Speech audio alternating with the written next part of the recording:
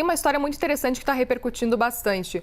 Um homem de 57 anos recebeu um coração de um porco geneticamente modificado num transplante nos Estados Unidos. A cirurgia foi no fim de semana e o paciente está bem. O David Bennett tinha uma doença cardíaca terminal e o órgão do animal era a única opção disponível.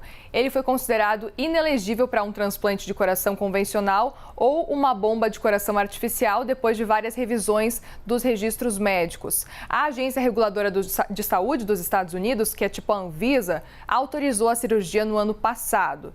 Doutor, é muito curioso, essa cirurgia é muito curiosa, é coisa que a gente vê só em filmes, em séries americanas principalmente, essas coisas que só acontecem praticamente nisso. Como que funciona esse tipo de transplante? É viável realmente? Pelo que a gente conseguiu ver, parece ser, né?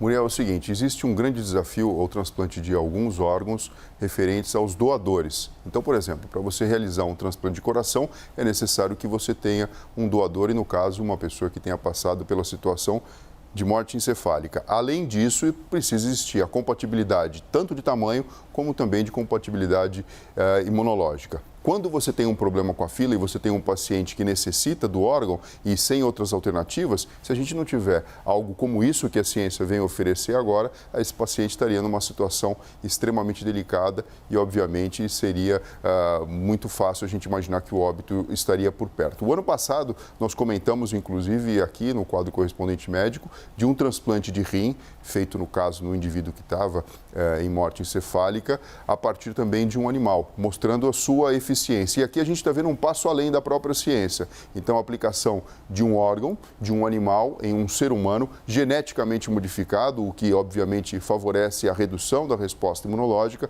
para que ele tenha a sua vida restabelecida, Muriel. Doutor, e essa cirurgia ela foi feita há 3 dias. O paciente está bem por enquanto. Quais devem ser os próximos procedimentos médicos que ele deve passar a partir de agora?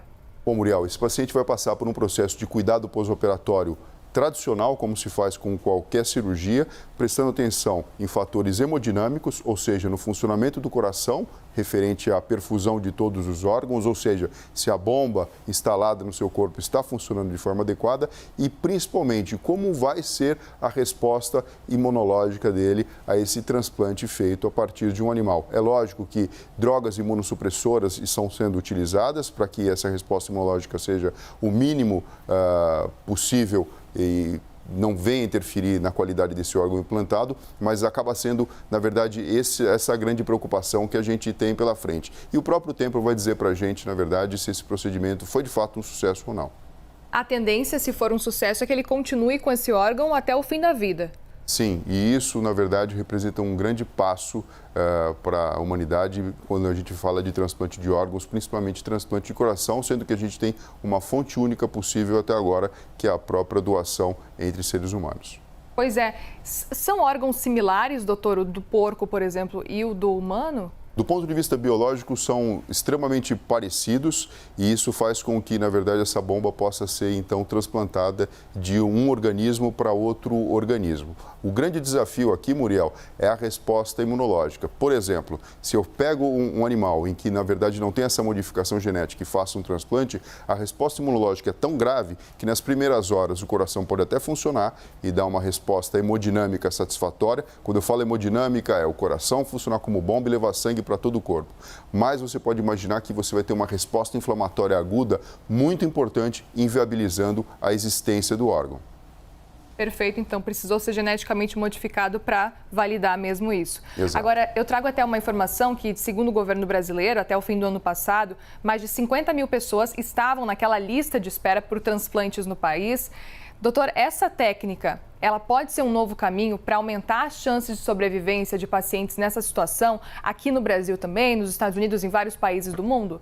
Sim, isso pode representar um avanço, uma vez que nós temos, na verdade, um gargalo, né? Que acaba sendo o processo de doação, uma vez que a própria técnica cirúrgica já está bastante adiantada. Lembrando que o primeiro transplante de órgãos foi feito, no caso de coração, por Christian Barnard, na África do Sul, no século passado. Então, assim, a gente, apesar de todo o avanço de técnica operatória, da própria cirurgia cardíaca, de drogas imunossupressoras, nós temos aí o desafio da quantidade de órgãos viáveis para doação frente à fila de pacientes que esperam. Então, Então, esse passo, na verdade, acaba sendo algo extremamente importante, porque a gente consegue, com isso, combater o problema da fila de espera, Muriel.